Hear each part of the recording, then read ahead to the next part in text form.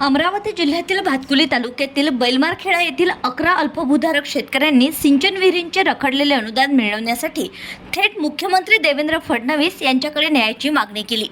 भ्रष्ट अधिकाऱ्यांच्या कारभारामुळे शेतकऱ्यांवर उपासमारीची वेळ आल्याचा गंभीर आरोप निवेदनातून करण्यात आलाय।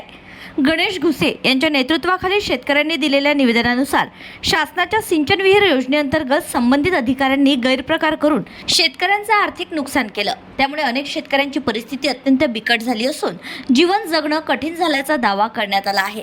या प्रकरणात सत्यम गांधी यांनी चौकशी करून पंचायत समिती भातकुली येथील कंत्राटी स्थापत्य अभियंता वैभव डेहनकर यांच्यावर निलंबनाची कारवाई करण्याचे आदेश दिल्याचे निवेदनात नमूद करण्यात आले आहे। मात्र संबंधित अधिकाऱ्यावर कारवाई होऊनही शेतकऱ्यांना अद्याप पूर्ण न्याय मिळालेला नसल्याची खंत व्यक्त करण्यात आली आहे। शेतकऱ्यांनी मुख्यमंत्री कार्यालयाकडे विहिरींचे पुनर्मोजमाप करणं, रखडलेले अनुदान तात्काळ वितरित करणं आणि दोषी अधिकाऱ्यांवर कठोर कारवाई करण्याची मागणी केली।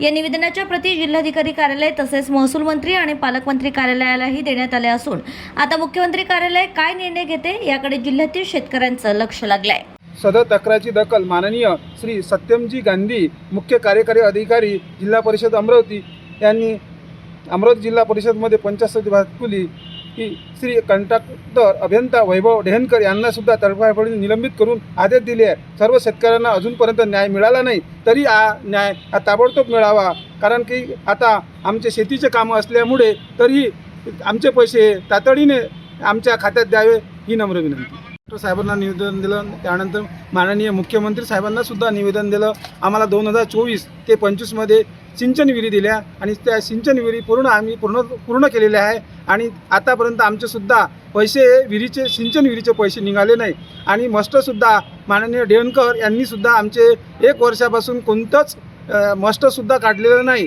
तरी आम्हाला जे शासनाने दिलेले पैसे ही ताबडतोब आम्हाला देण्यात यावे। 30 तारखेपर्यंत जर आमचे पैसे आमच्या खात्यात आले नाही तर आम्ही उपोषणाला 1 तारखेपासून आमरण उपोषणाला बसणार आहोत। तरी शासनाने दखल घेऊन आमचे पैसे शेतकऱ्याचे आम्हाला आमच्या खात्यात द्यावे ही नम्र विनंती।